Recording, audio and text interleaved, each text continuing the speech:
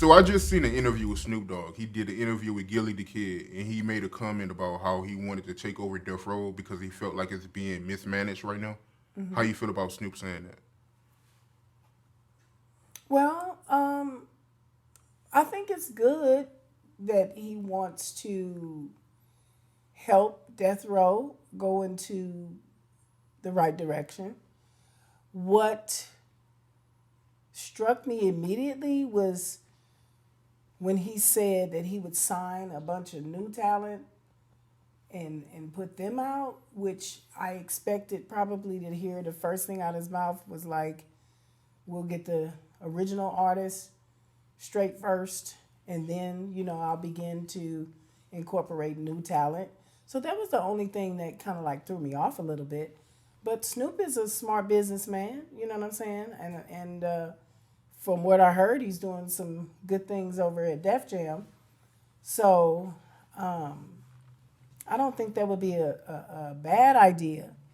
But at the same time, I kind of listen to, like the East Siders, Doggy's Angels and people like that who say that they were with his label and they weren't being treated fairly. So I don't want that to end up being the same scenario for even some new artists. Because you have to look at everything. You know what I'm saying? Everything is a total picture. So you have to look at the total picture. But I will say this Snoop has grown as an individual and as a businessman. So just like me in my past, you can't have people forever judge you for your past. So maybe he's learned how to facilitate and treat everyone better. Right. Yeah, I think the label you talking about was it called Doghouse or something like that? His label. I believe so. Because you got Big Chan over there from the Doggy's Angels. I mean, they had a nice album, you know what I'm saying? But they didn't really get a good push. And the East Siders, they was hard as hell, like Trady and all. So, Snoop had a lot of talent too on his label. You know what I'm saying? He had a lot of talent. And then he still, like Daz is his cousin. So he still got the affiliation with Daz and Corrupt. So I think it could pan out to be a good thing if he's graduated into a well-rounded businessman and he's willing to actually push the artists that you put out. Because it's important to stay behind your artists and push them to their highest level and their greatest potential. So if he does that, yes, that would be great. Now, let me just break this down. I could be wrong, but it's 20 plus years since those records have been released. And although they did acquire the catalog, after 20 plus years, the artists on those records, they get control of their music back. So what can the new Death Row do if they don't work it out with the artists as far as releasing the music?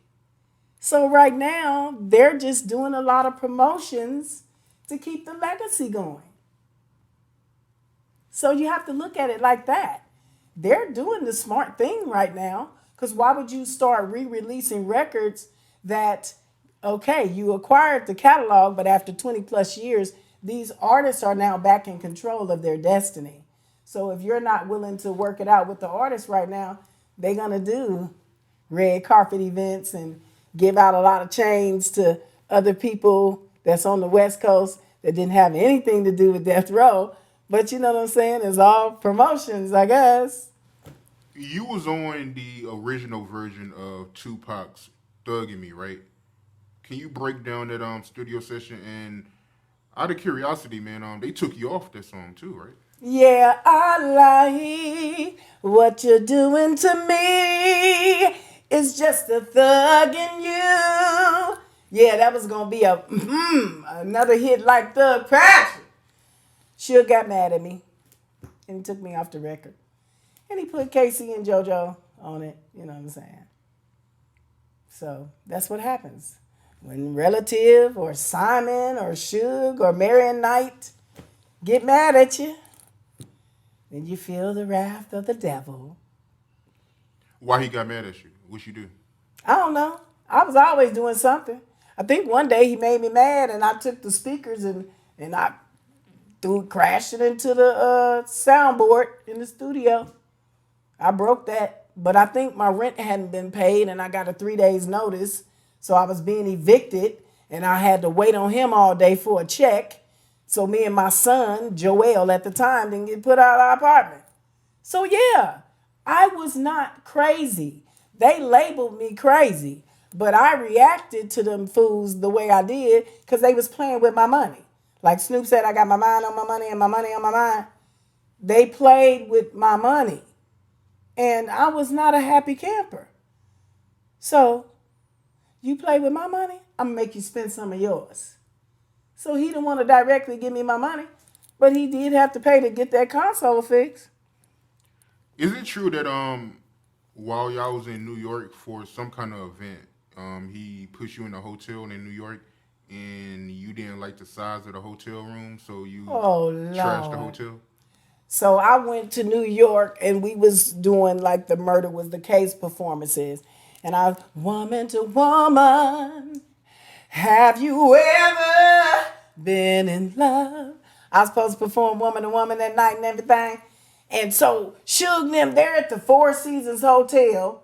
And they put me in some hotel that probably Papa Smurf, it wasn't even big enough for Papa Smurf and Esmeralda and all the little seven dwarfs or whatever could fit in.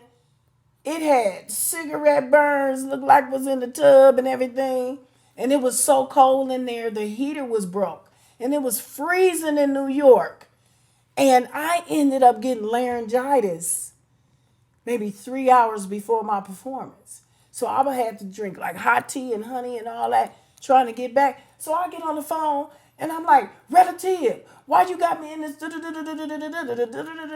And I'm just going ham on them. I'm like, that's jacked up. Y'all over here, y'all over there. So Jimmy Iovine was the one that told Suge to move me out of that hotel and put me at the Four Seasons. So it's like, how could you put yourself in a better room than your own artist? And I was set to perform. Now, God is good, by the way, I'm going to let you know.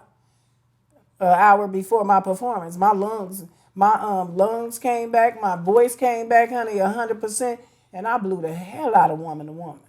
Uh-huh. Yep.